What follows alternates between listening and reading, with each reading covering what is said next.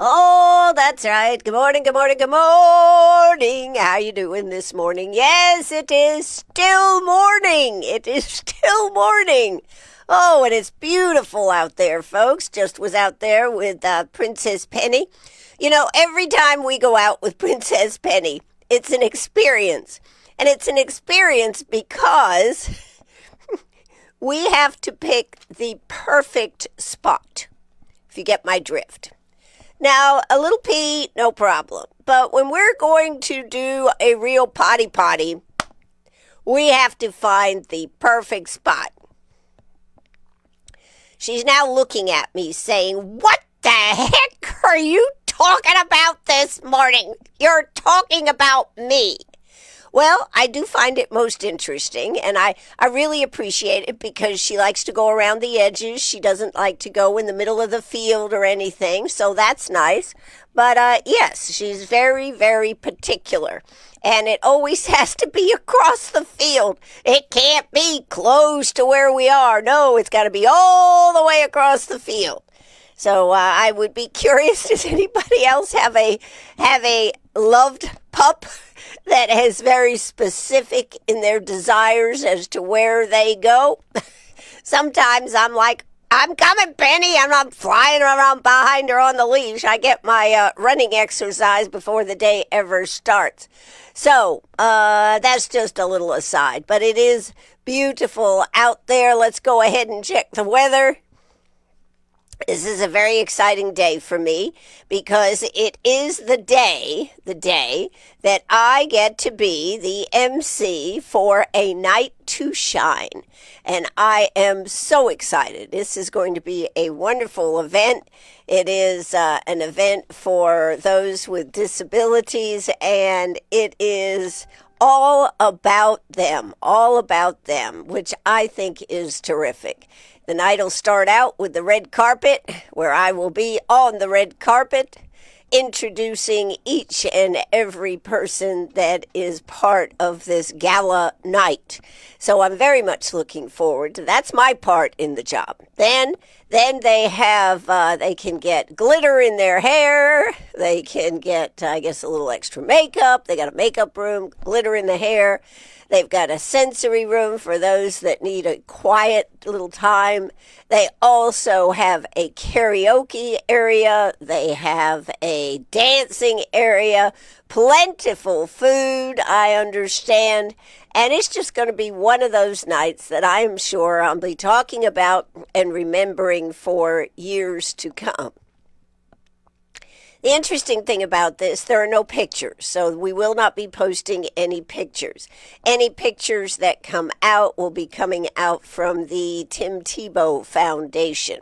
So that's just a little aside. At between, I think it is between 8 and 8:30, they will actually crown each and every guest as with a crown or with a tiara as they finish up the evening. Now, this should be over around by 9 o'clock, I think. By 9 o'clock, it'll be finished. So it's going to be exciting. It's going to be fun. I can't wait to introduce. I hope that I know probably quite a large group of them, since some of them will be coming from Burton Center. This is for adults, which is extra nice because, you know, sometimes as adults, those with disabilities aren't honored so much, but this is one where they are. So I am thrilled to be able to do this, and I feel good. That's right. Anyways, yeah, they wanted someone that could put forth excitement. I don't know if they picked the right person or not. Anyways, yes, I think they have, and I am thrilled to be doing this.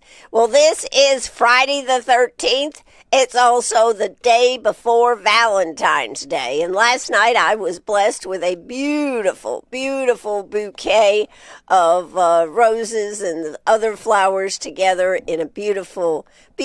So I want to thank so much for the beautiful, beautiful flower arrangement. There'll be, if you go to Publix today, you'll be heady. what shall we say, heady with the flowers and Valentine love. They got all their sweets and everything right up front there. They got the balloons, then they've got all the flowers, and people just go in there. It is crazy. I tell you what's crazy is to see it early in the day. Let's see, yesterday was a big day for them. They had it all plentiful amounts. And then Friday, today there'll be a lot. By the end of Friday, by Saturday, they'll still have a good selection. But if you've been there early, you'll definitely be able to see a difference. So Publix, if you need to help yourself feel the love, go to Publix. Who ever heard of anything so crazy? Go to Publix and you'll definitely feel the love. Get in the spirit of Valentine's Day. But today is, let's do the weather. That's what I said I was going to do.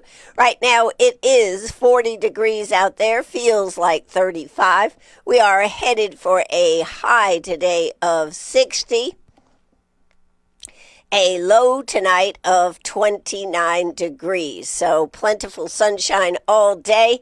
I got to do one thing. I got to check the hourly, and the reason I have to check the hourly is because they've got me outside. I don't know what this says. I'm outside on the red carpet. Yes, anyways, it's going to be fun. Let's see, though. Let's see what is the weather around 6 o'clock. That's when I'll be outside. 57, 53. By 7 o'clock, it's down to 50. By 9 o'clock, it's down to 45. Okay, I should be fine. I just wanted to check that because I thought if it's going to be really cold, I'd have to wear my long underwear and everything else under there, and I'll be decked out. I'm going to be wearing a top hat, tails, the whole 9 yards, because that's what an MC does, right?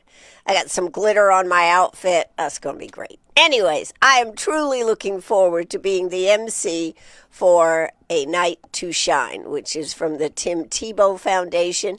It actually is going to be over at Legacy City Church, and they have quite a nice area over there. So it's exciting.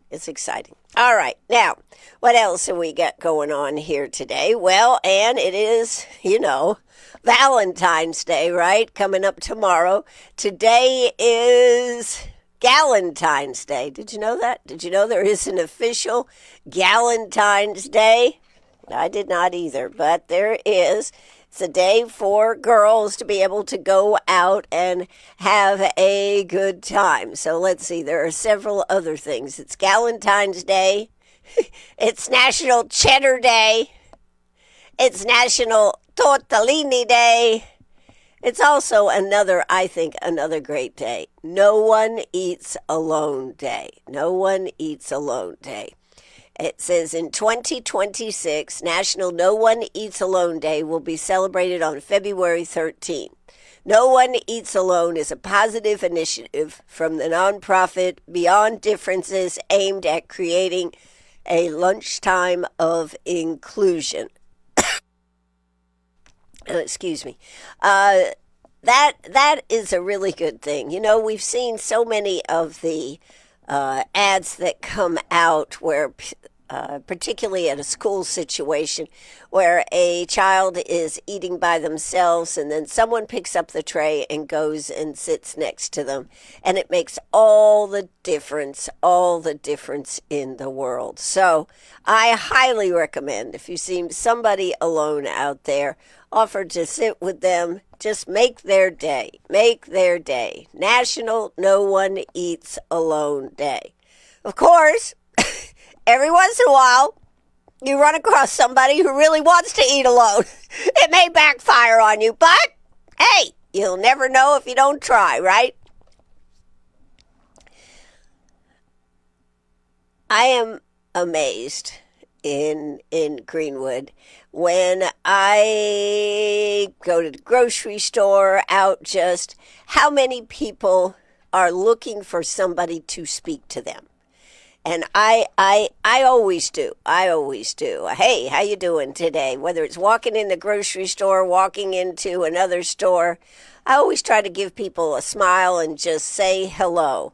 Then there are those people who come in and out of stores with their heads down, wouldn't want you to speak to them if it was the last thing in the world. I think that is a shame. I think that being able to look somebody in the eye and speak just for a simple hello as you pass by, something like that makes all the difference to a lot of people. I know it makes a difference to me. Every time somebody speaks to me, I'm like, thanks. That's right. Absolutely. All right. Did you know that today in 1861, Abraham Lincoln was elected the President of the United States of America? Did you know that?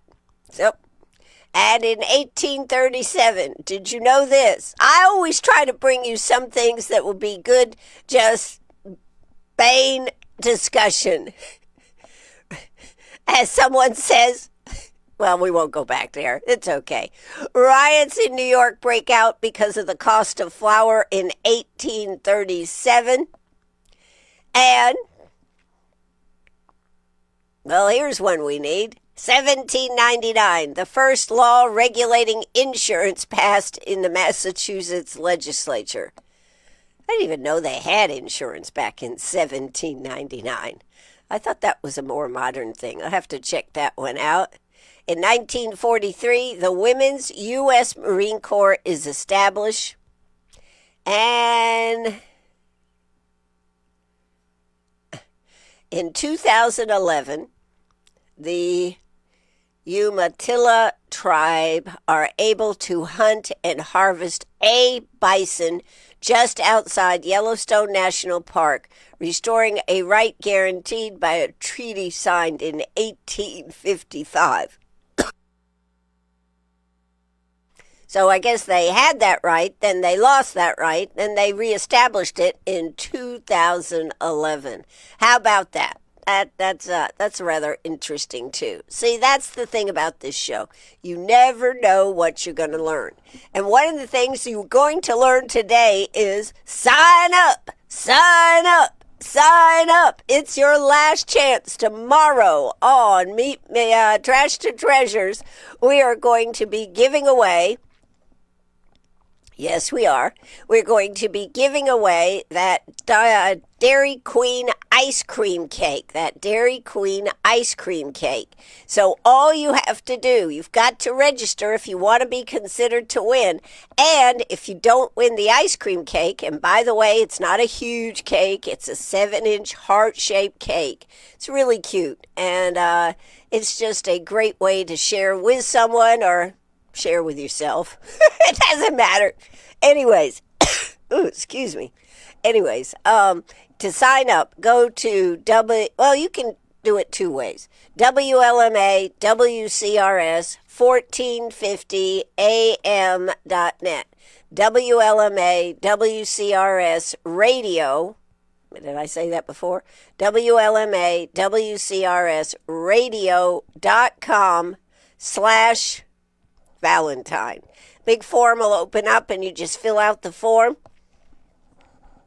If you can't remember that or you're just going, I can't remember what she said, just go to our website, WCRS1450am.net. That's WCRS1450am.net. There'll be a big pink, a big pink slider that comes across the screen. Click on that and that'll take you to the form too. So either way, you're in. But please do it today, tomorrow. We will be giving this away during Trash to Treasures, which brings me to the second part of what you need to sign up for. Do you have a dedication for your sweetie? Yes, I'm going to be doing dedications.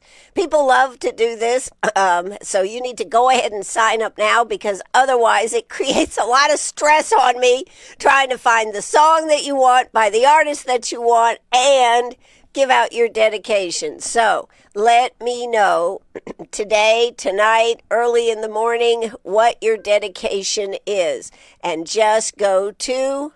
that's the call or text line, 864-332-9355.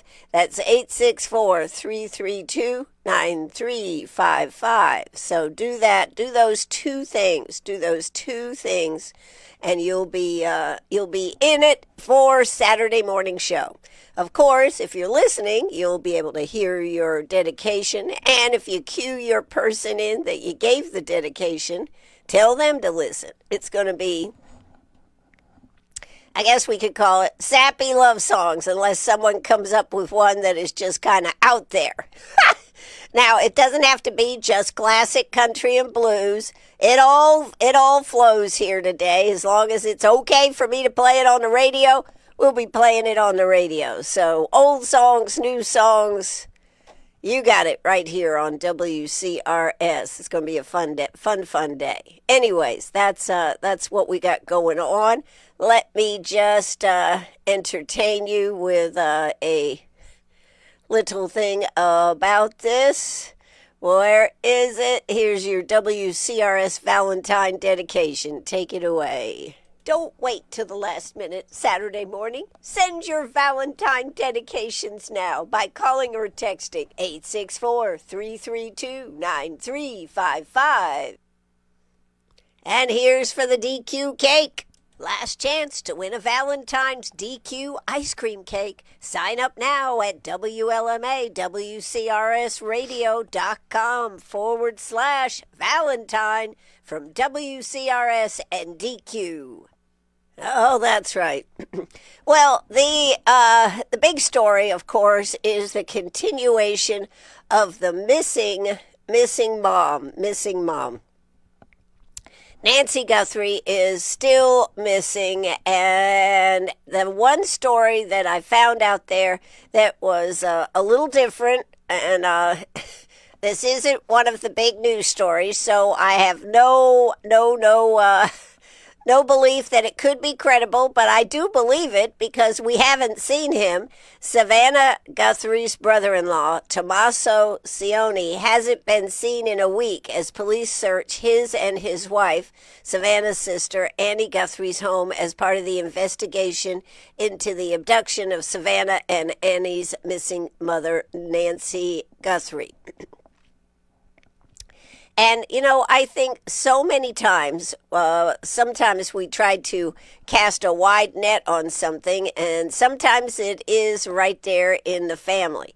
So it says, when was Savannah Guthrie's brother-in-law last photographed? And he was last photographed on February 3rd, 2 days after Nancy went missing in the middle of the night on February 1st. Photos obtained by the Daily Mail, Tommaso and Annie were both photographed in their car as they arrived back to their home in Tucson, Arizona. Photos show Tommaso behind the steering wheel with sunglasses on as he covered his face with his jacket. Annie was seen in the driver's seat with her hood up as she also covered her face. So while Annie has appeared in several social media videos posted by Savannah asking for help in the investigation into their mother's disappearance, it is understandable why Tommaso has taken a step back from the cameras after former News Nation host Ashley Banfield reported that Tommaso may be the prime suspect in the investigation. Well, I don't think that we actually have that as the prime suspect. It does say that later the sheriff's office there denied that was true. And he has consistently said we have not identified a suspect or person of interest. That is the sheriff's office there. But interesting, and I don't know whether anybody has made that comparison or not.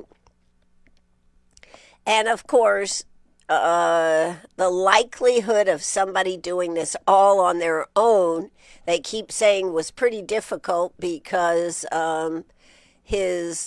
the Nancy Guthrie has a hard time walking, so she'd have to probably be carried out. There was, of course, the blood that was spattered on the front there. So there are some questions, but they have established a person between 5'9" and 5'10". I don't know whether anybody has put together what his height is. And I don't think it necessarily was him that was at the front door. But I still find it very interesting at this late date that nobody can tell us for certain who took Nancy Guthrie home. Nancy Guthrie went in an Uber, we found out, and to a dinner with her daughter and son-in-law, and then somebody brought them home. Goodness, Ann, what's wrong with your voice?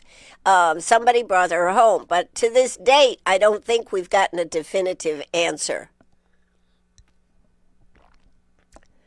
This is a story that just seems like it shouldn't still be going on. They found a glove or gloves inside the house. How long had they been found?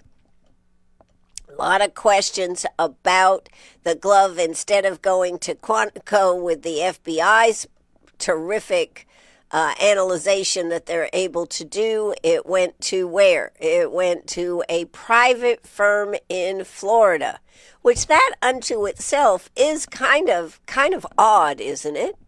Why wouldn't they have gotten the FBI involved right at the beginning? So that is another one. Another issue. They also are hot on this backpack. Although I'm not sure that the backpack will really, in the end, tell them anything. But it is so.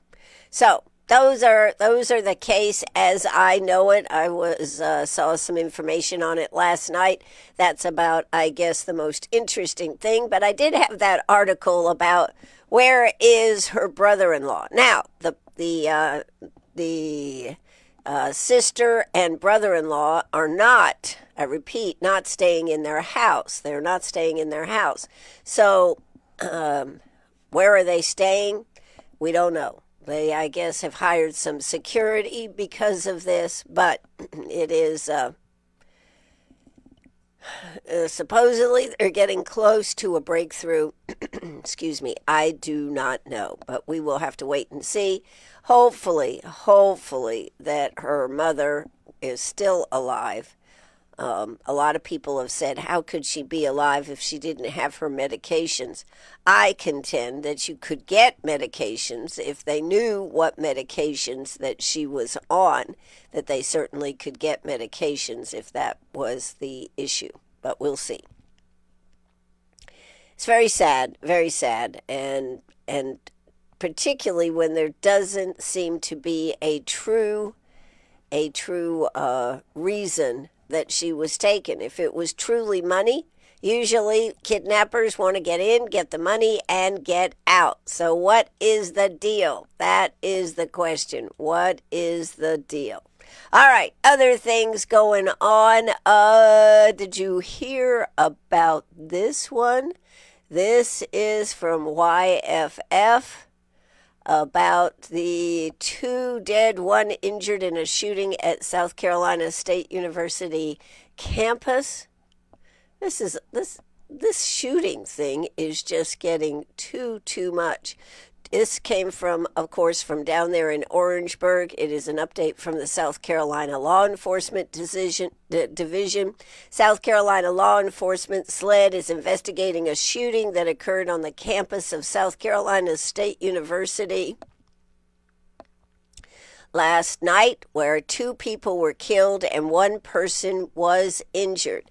The incident happened inside a room in the Hugney Suites housing complex. 3 men were shot. 1 man died at the scene. The other man died in the hospital. Wow. The original story states that 2 people were fatally shot and another injured on the campus of South Carolina State University on Thursday.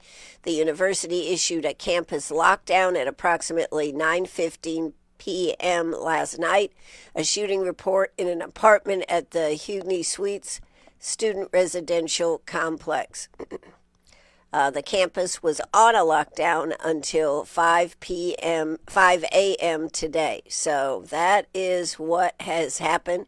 The South Carolina Law Enforcement Division is investigating. University officials have yet to confirm the victims' identities or the condition of the wounded person. All classes have been canceled for Friday, and the university says counselors are available to students. This is just horrific. This is just horrific. And yet,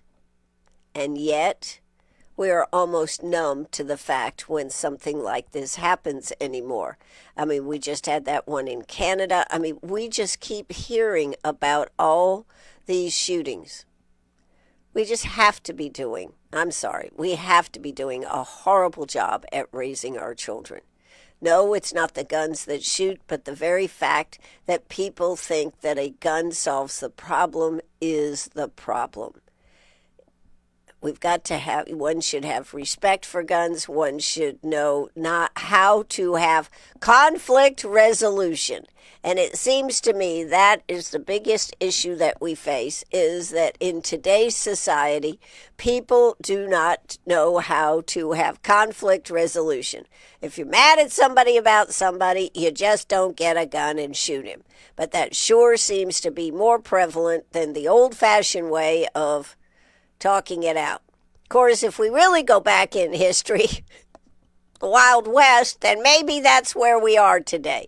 Maybe that's where we're living, in the Wild West. And all our ideas of being sophisticated, moving forward in life, we really have only reverted to a past that is not that great.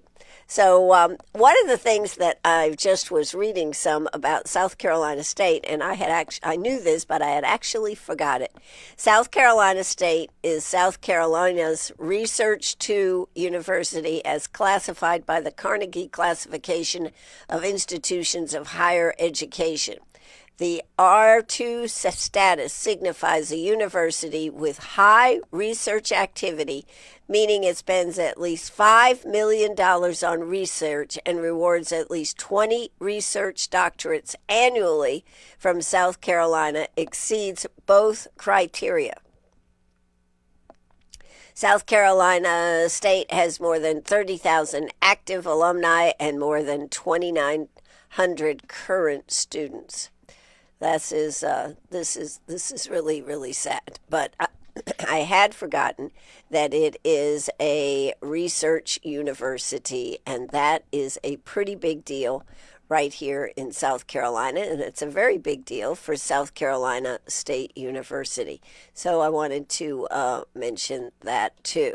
All right, other things that are going on. It's Valentine's Day coming up tomorrow, folks. There's all kinds of activities for those that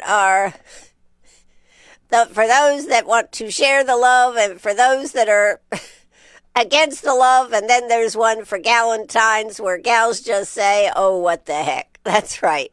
So wherever you fall in there, I hope you have a great time on Saturday. Lots of people will be celebrating all weekend long. That's the one thing I think guys hate is, oh, it's Valentine's all weekend long. That's right. And Monday is President's Day, so we will actually be having President's Day, so that'll be a third day. So get ready. Oh, that's right. You are listening to WCRS Radio 98.5 FM, 1450 AM. And yes, I am Ann Eller. So, did you know that Governor Newsom is coming to South Carolina again? He must think we're dumb. That's what I have to say. He must think we're dumb. He is coming to, where's he going? The South Carolina Democratic Party plans to host California Governor Gavin Newsom later this month as he travels through the state ahead of a scheduled book tour stop in Rock Hill. Newsom is expected to visit the Low Country and Midlands on February 23rd to meet with Democrats for informal conversations about leadership, public services, and the experiences that have shaped his career. Cha-ching, cha-ching, cha-ching, according to the party's announcement. The visit comes before his appearance for Young Man in a Hurry, a memoir of discovery which is set for the same day in Rock Hill. He'll also make stops in Berkeley and Clarendon counties where supporters will have an opportunity, cha-ching, cha-ching, to engage with him before his official tour event, according to party officials. Yes, it's true. Specific times have not been released. Okay, so that is coming up on the 23rd. Did you happen to see how his wife, though, took over a news conference they were having? I think they had just done something for what was it? Planned Parenthood.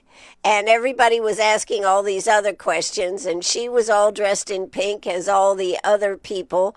She just slid him aside and said, "Let me talk to you people now." Not exactly like that, but that's kind of what the intent was, and said that she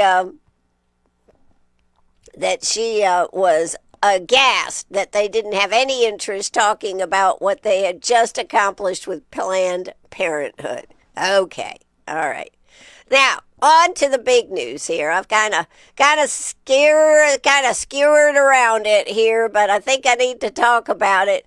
You have heard, I'm sure, that Pamela Evitt has officially gotten the endorsement of Governor Henry McMaster.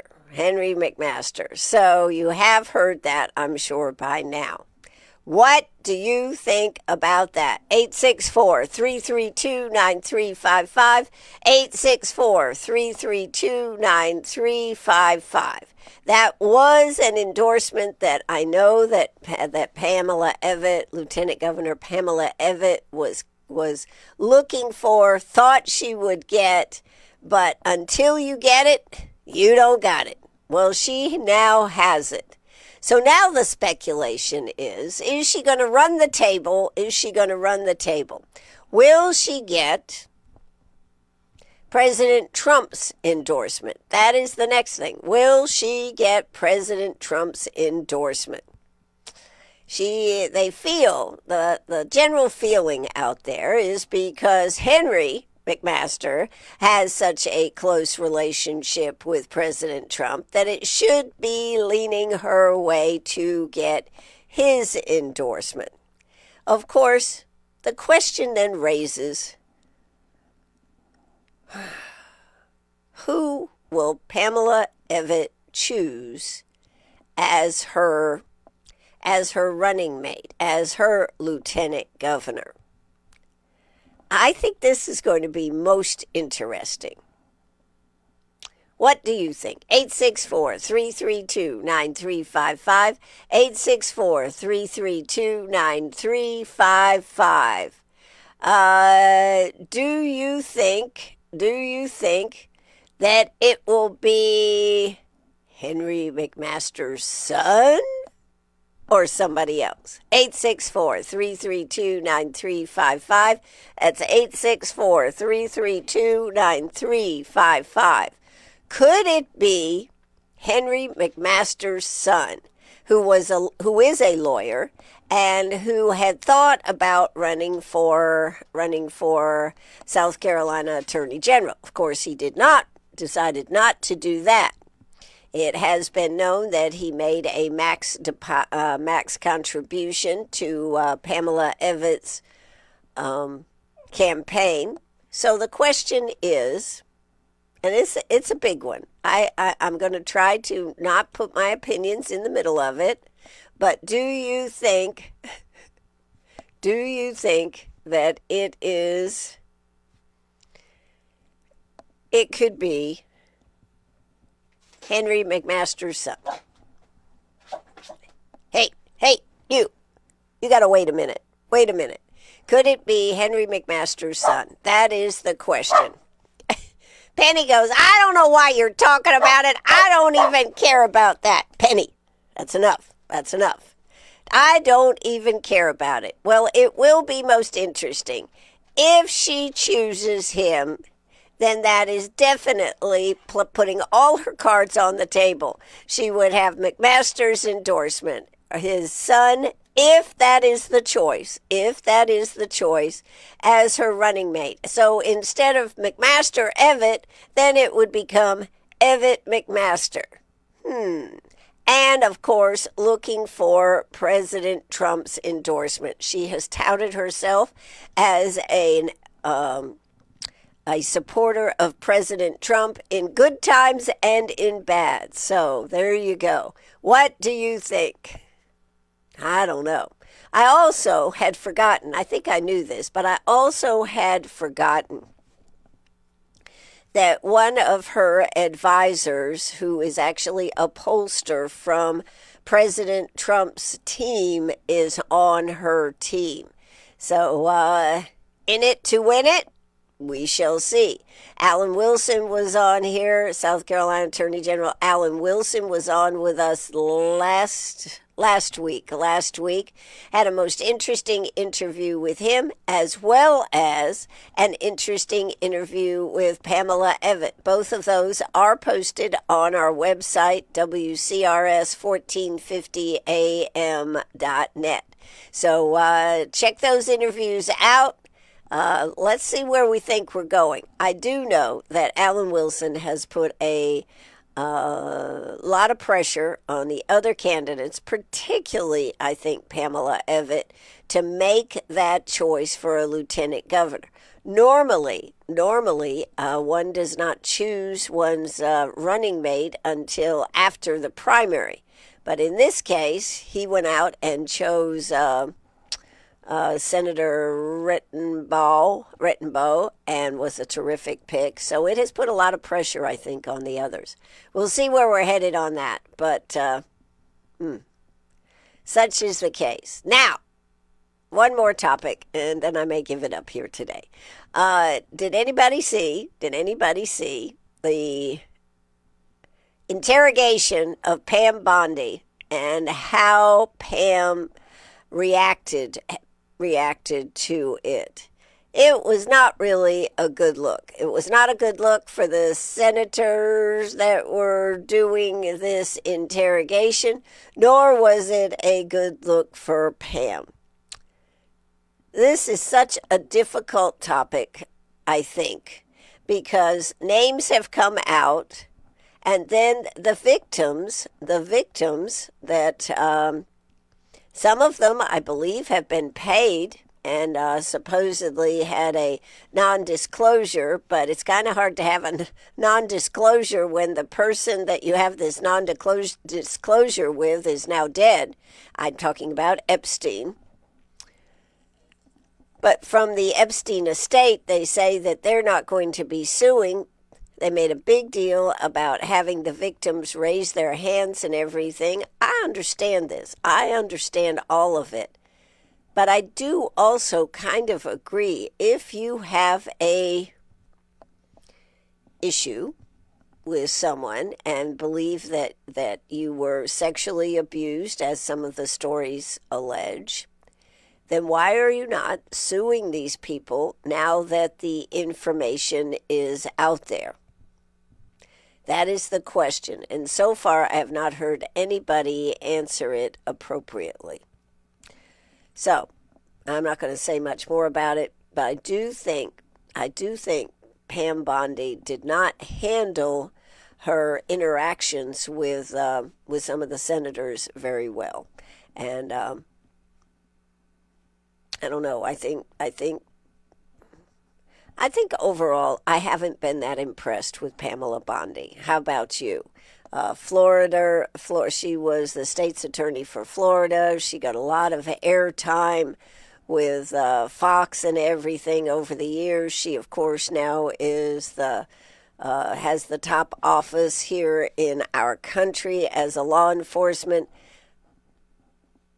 But she just doesn't seem to handle to handle her interactions. And to me, when she's talking at the podium, when she's talking, she doesn't seem to be authentic. Maybe that's the word, authentic. She doesn't come across as authentic. What do you think? Do you have an opinion about it? Let's see. Oh, I just got something here. Let's see what they're saying here this morning. What did they say?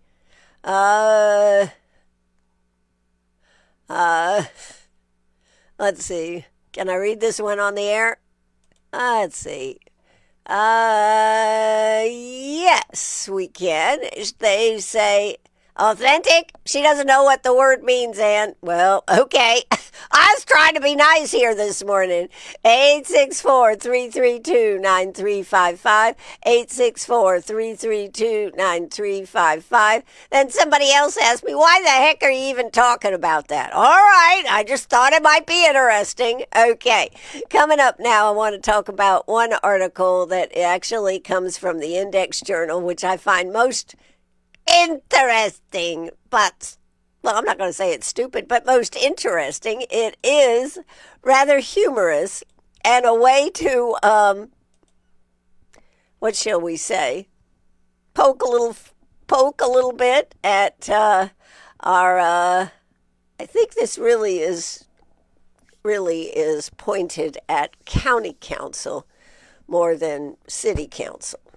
And it's more at Greenwood County Council. Although we have a lot of questions about what's happening over there in Calhoun Falls, how they conduct a meeting.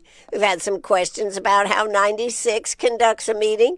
I understand some of the things happening down there in Saluda are kind of questionable too. So maybe I shouldn't say that. I probably shouldn't say that. But it says, Renee Ortiz has decided to publish in the Index Journal, Robert's rules govern motions, debate, and voting. And you know, every once in a while you hear about Robert's rules, and this is the accepted way to conduct a meeting. And anybody who is in public service is supposed to know Robert's rules. So it's rather a good thing. It talks about what you need to have a meeting, a quorum. What is a quorum? Then it talks about the order of business. And this is where I find it kind of telltale. It says that Robert's rules provide a standard order of business for meetings. While bodies may adopt their own agendas, a typical structure includes call to order, meaning they have a quorum, making sure everybody knows that we're in a meeting, call to order. Then they always do the approval of minutes. I think after they do the call to order, they usually have quite often a prayer and they say the Pledge of Allegiance. Then we have the approval of minutes. Reports of officers, reports of committees, unfinished business, then new business, and then it says sometimes executive session, and then adjournment. Quite often, if they do an executive session in this order, quite often, if they're going to take some action after an executive session, after they've been advised by their attorney or some piece of private information has come to light, they will then come back and do have just an ending to the meeting where they take action for the executive session. Sometimes they don't, but if they are going to take it, then that's where they take it, and then they adjourn. As you know, I take issue with county council having their executive meeting before they have their county council meeting. They have tried to make an attempt to let us know what is being discussed without letting us know what is being discussed. But I'm not sure that's that successful, and I do think that county council has expanded because usually they meet at 4, I think 4, maybe 4:30, but it's usually, I think, 4 o'clock. They have their executive session, and then when they come into the meeting for the general public, they open it up for with the call to order and come out of executive session. There is only one time in recent history that I ever remember that they did not have an executive session. And that was, I do believe, because they did not have they said they didn't have anything, but in truth, they were working on a small quorum. However, every other time that I can ever remember, county council always has a 4 o'clock executive session and then comes into their meeting at 5:30. One might ask, and I will continue to ask this question, what could be needed to be discussed every 2 weeks at from 4 to 5:30 in an executive session? I don't know. Nobody tells me. So I guess I'll never know unless I'm ever in an executive session, which I think is not going to happen, folks. Anyways, that is, but it is interesting that Renee decided that this would be something that needed to be discussed. So if you are not familiar with Robert's Rules, of course, you can Google it on the internet, but you can also see it right there in the Index Journal. Why did we post this? Inquiring minds want to know. So, there you go. It talks about how you're supposed to make a motion. It talks, executive session is meeting within a meeting that is conducted in a private setting, closed to the public and reserved for board members and limited additional attendees, such as legal counsel. Oftentimes, an executive session is called to discuss personnel, legal, or other matters that require confidential discussion. Entering executive session requires a motion, a second, and a majority vote. The motion must state the specific statutory reason under applicable state law. Parliamentary procedure continues to apply with an executive session unless state law provided otherwise. So, there you go. It's a very interesting article. I think it is something that we all need to know. And I also believe that there's been a lot of angst in a lot of meetings for county, city, whatever they are. Week before, of course, county council meeting was full of people that are wanting to discuss this development that they're looking at on Abbeville Highway. We, of course, have discussed that right here on the radio. I'm not going to talk about it again. I also believe it is coming up again. They will be voting on it or not. I don't know if they'll be voting on it, but it is, they will be having a hearing on it, and I'm sure that coming up this Tuesday, the place will be packed. I do know that they have organized a Facebook group for those that are interested in what is, how they can proceed on trying to block this developer from having the rights to develop the property.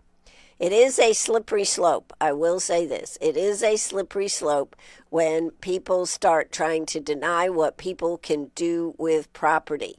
Do you have the right to sell your property to someone who wants to develop it? Yes, I think so. Is it then the planning commission, and then from the planning commission it goes to county council on whether to approve or disapprove? This meeting coming up on Tuesday should be most interesting, and I happen to know that the group that is ready to try to deny this development will be out in force at this meeting. So, that being said, that's where we're at. It is Valentine's Day. I hope you have, tomorrow is, I hope you have a fabulous Valentine's Day.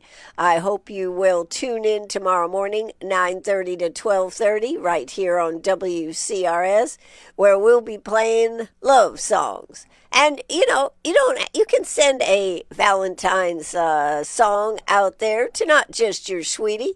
You can send it out to your children. You can send it out to anybody that you love. You can send it to your mom.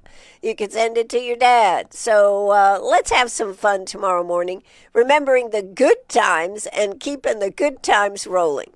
Lots of businesses here in Greenwood are having a lot of cool events. We're not really going to go through them all, but there are some cool events. If you go out to eat, understand you are going to be waiting, unless you go maybe in the middle of the afternoon or try brunch. There you go. Or wait till next week sometime. But there's going to be a lot of fun going on. Looks like the weather is going to cooperate. And as I said,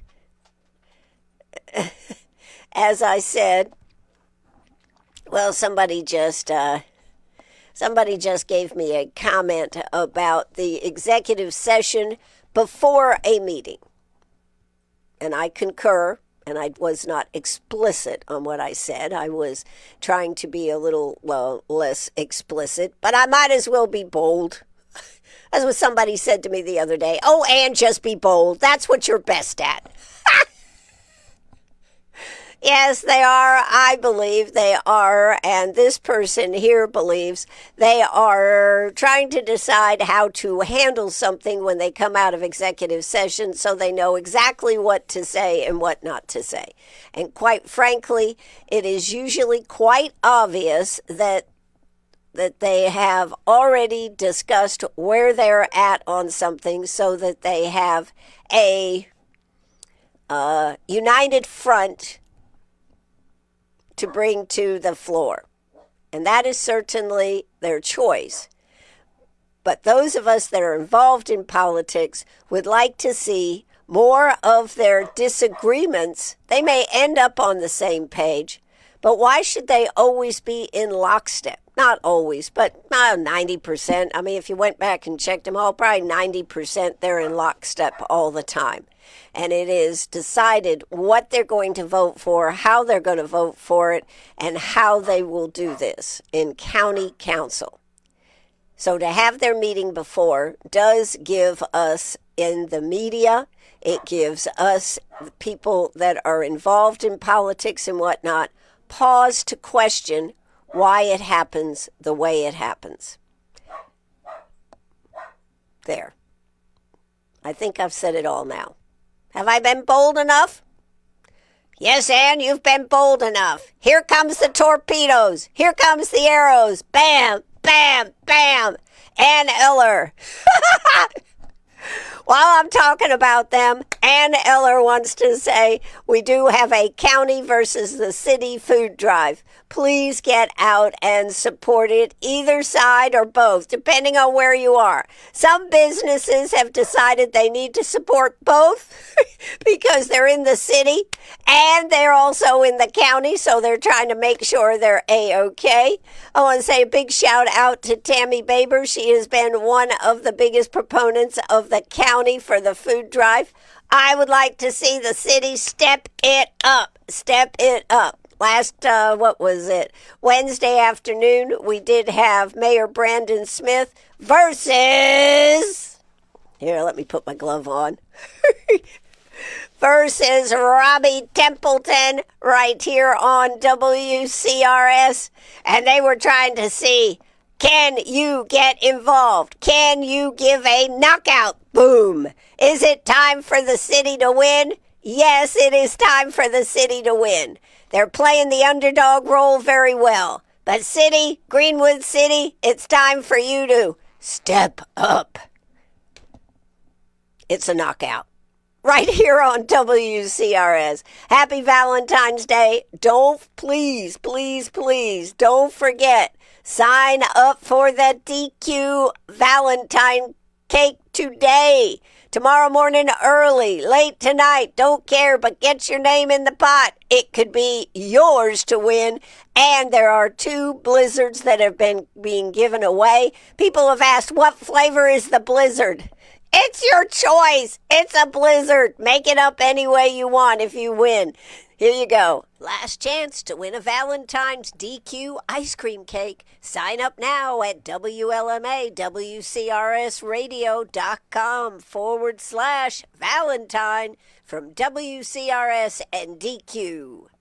All right, and then don't forget to sign up for our Valentine dedication. Don't wait till the last minute Saturday morning. Send your Valentine dedications now by calling or texting 864-332-9355. There you go. Those are the 2. And don't forget, if you'd like to go to the Derby party, which is coming up May 2nd right there at the museum, it is a fabulous Kentucky Derby style party. They will be doing that on May 2nd. If you sign up for your tickets before the end of the month, my friend, will save $20 per ticket. So it is the event of the year. I tell you what, it's just fabulous. The museum does a great job. It is a fundraiser for them, but there is all kinds of, from hat contest, your outfit contest, to games and a bourbon tasting. I tell you what, they have a lot of fun at this party, and it is all at the museum. The whole place is turned into a Kentucky Derby party.